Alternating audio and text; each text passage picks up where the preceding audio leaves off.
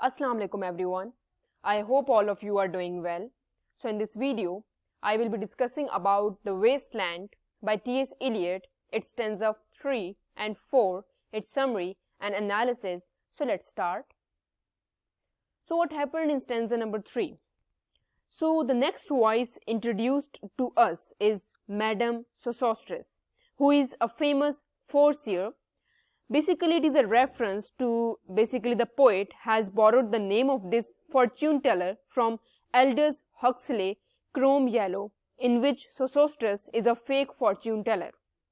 Clairvoyant in Egypt is basically the weather prophet used to forecast the rise and fall of the river Nile with the help of tarot pack of 78 cards.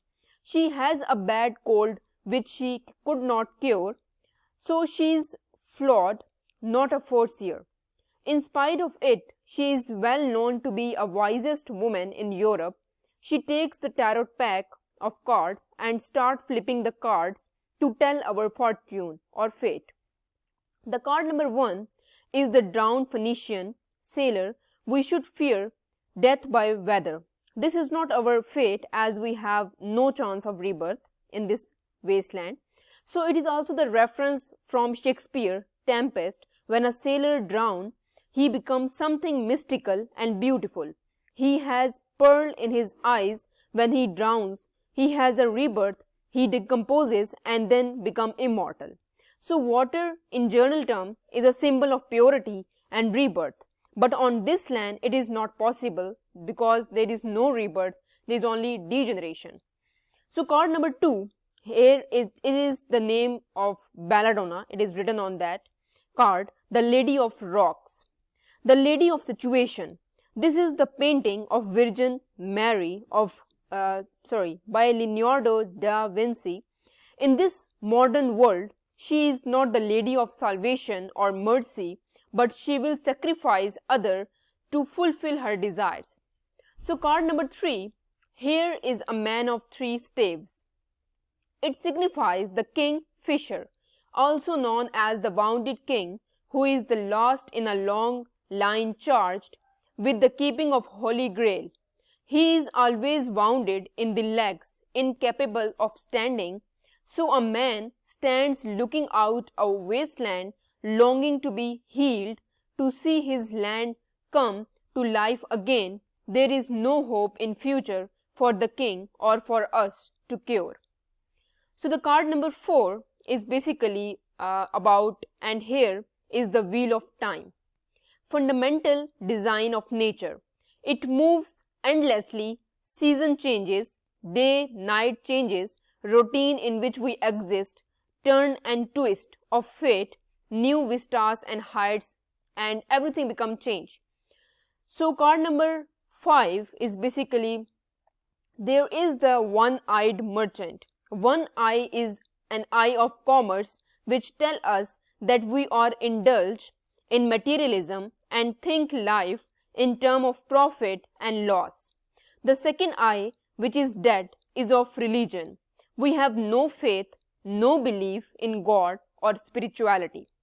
So card number 6 is basically blank card.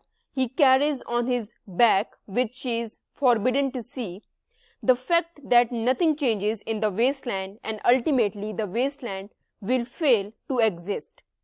The people of the wasteland will become blank and non-existent.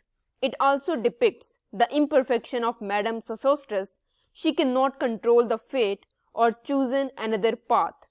She says that she does not find the hangman or Messiah or Jesus Christ who can take the punishment.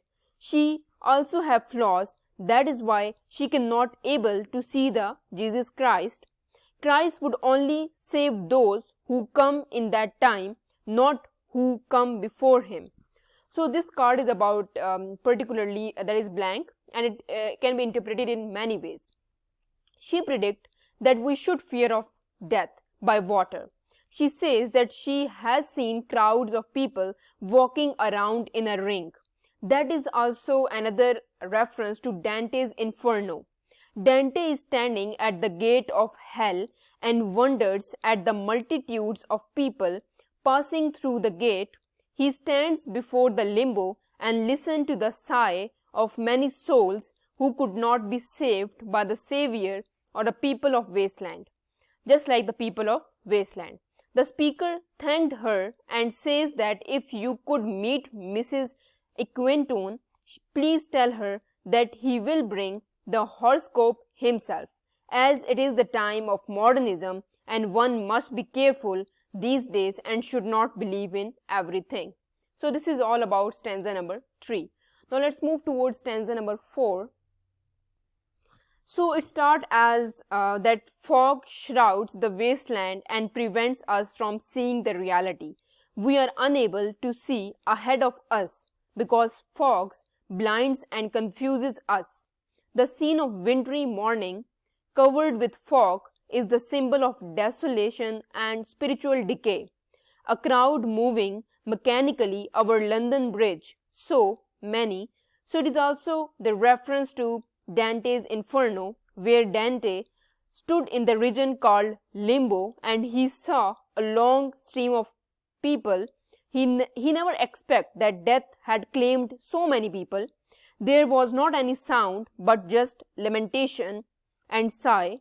The sigh were from these people who died before Christ, and as they were not Christians, so they could not be saved by Christ. They had a desire that Christ should salvage them from hell. So let's come back to the poem. It is just a reference. Then we can say that people walking over the London Bridge do not look up or down. Their faces are drawn and their eyes downcast. They are routine office workers as they wend their way through the crowd and they cross the London Bridge. Men are not alone. They are in a crowd, yet they are isolated, detached from each other. There is no communication or no meaningful interaction. They have become living dead. So they move up the hills and down the King William Street. Their St. Mary Woolnoth has a big clock to keep the time. At 9 o'clock of the day when Christ was crucified, the 9 o'clock, it is also the hour of opening the offices, a beginning of another boring and mechanical day. So here the symbol dead sound show the painfulness of London crowd because of beginning of tiring day with no spirituality, because of denial of teaching of Christ.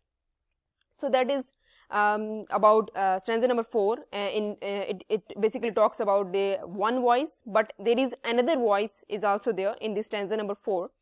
The speaker met someone whom he knew and cried out his name, Stetson. He reminded him that he had fought by his side at Miley. The man asked about the corpse which he had planted last year.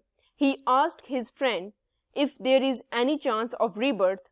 The words sprout and bloom provides parallel between death of nature and death of human. There is an emptiness in human as well as in nature. So melee is basically the reference, that is basically the symbol of warfare. It was a naval battle between Roman and Carthage, and Eliot uses this term here as a symbol of First World War to show that humanity has never changed, war will never change, and that death itself will never change. The speaker asked his friend to keep the dog which is friend of man, because the dog will dig the earth with his nails and there will be no rebirth. After all, Eliot is implying who would want to reborn in this waste land, means in this dead land. In the last lines of the stanza number 4, speaker addresses the reader and calls them hypocrite reader. Because many likeness, basically the speaker is indifferent to the spiritual values. Though he talks of spiritual regeneration, the reader knows it is a very distant possibility. So basically this is all about stanza number 3 and stanza number 4 summary and analysis that I give to you. It is basically based upon some of the references on from the Dante's Inferno and many other texts as well. So that's all from my side. If you have any queries, you can ask me in the comment section. Please like, subscribe and share my channel. Thank you for watching.